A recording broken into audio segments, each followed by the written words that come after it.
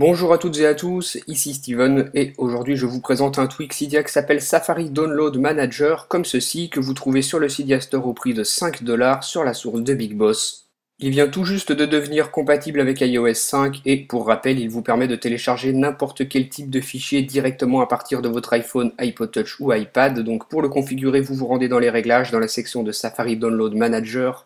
Vous activez le téléchargement de fichiers ici et ensuite dans la section type de fichier vous allez pouvoir sélectionner le type de fichier que vous allez pouvoir télécharger en utilisant ce tweak, par exemple les archives.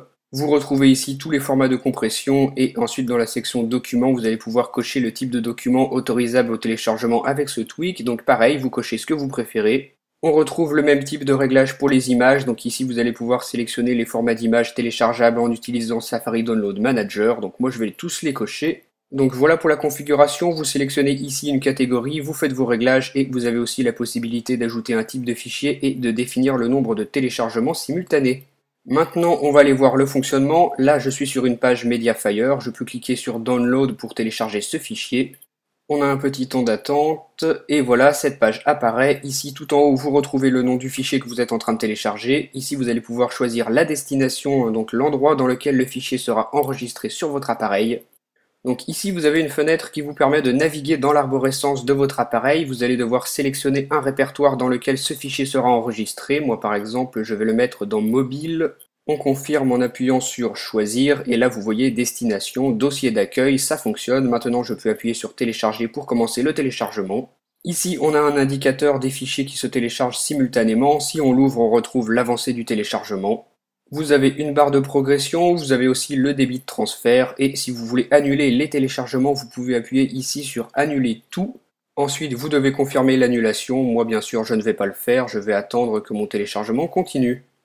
Donc, suivant si vous téléchargez de plus ou moins gros fichiers, ça peut prendre du temps. Là, ça va aller assez rapidement puisque c'est des photos. Quand c'est terminé, vous retrouvez le nom de votre fichier, vous avez la possibilité d'appuyer dessus pour pouvoir l'ouvrir dans iFile. Voilà, vous avez la possibilité de le supprimer ou de l'ouvrir dans iFile. Moi je vais l'ouvrir.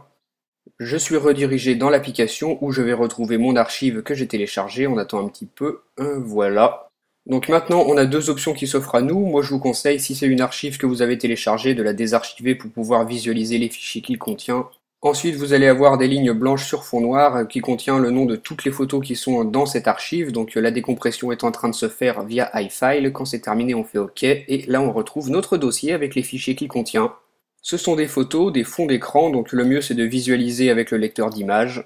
Donc voilà, vous avez pu voir que j'ai téléchargé ce fichier à partir d'Internet directement depuis mon iPod Touch. Ça fonctionne parfaitement. Avec ce tweak, vous pouvez même faire des téléchargements simultanés et ensuite, une fois que c'est terminé, ces téléchargements, vous les retrouvez ici dans Safari Mobile. Donc voilà pour le fonctionnement de ce tweak Safari Download Manager qui est vraiment excellent. Dites-moi ce que vous en avez pensé via les commentaires et moi je vous dis à très bientôt pour une nouvelle vidéo. Salut!